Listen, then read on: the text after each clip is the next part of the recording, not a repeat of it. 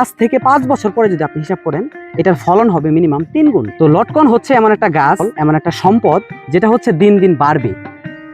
প্রিয় দর্শক, জায়গা আপনার, পরিশ্রম আপনার, সম্পদ আপনার, লাভও আপনার, লসও আপনার, সবকিছুই আপনার।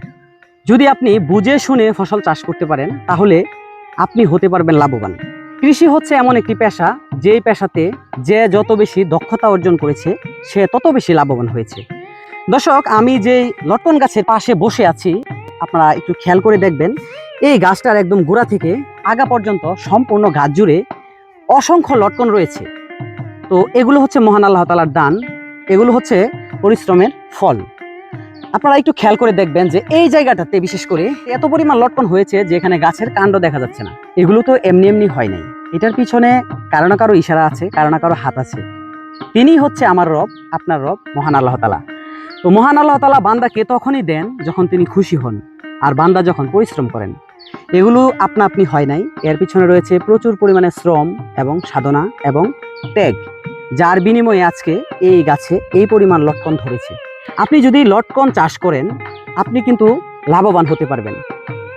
ধরেন এই গাছটাতে এখন যদি আমি হিসাব করি, আনুমানিক এই গাছটাতে 4 থেকে 5 মণ লটকন রয়েছে, মানে মিনিমাম এটা পরিপক্ক হলে 5 মণ লটকন হবে, এটা কনফার্ম।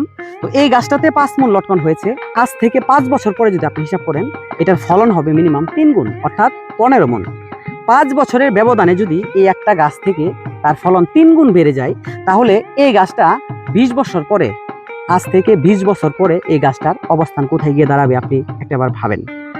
তো লটকন হচ্ছে এমন একটা গাছ, এমন একটা ফসল, এমন একটা সম্পদ, যেটা হচ্ছে দিন দিন বাড়বে। আপনি যদি এরকম একটা গাছ রোপণ করেন, তাহলে এটা থেকে যদি এই বছর 10,000 টাকা বিক্রি করা যায়, 10 বছর পরে এটা থেকে 50,000 টাকা বিক্রি করা সম্ভব।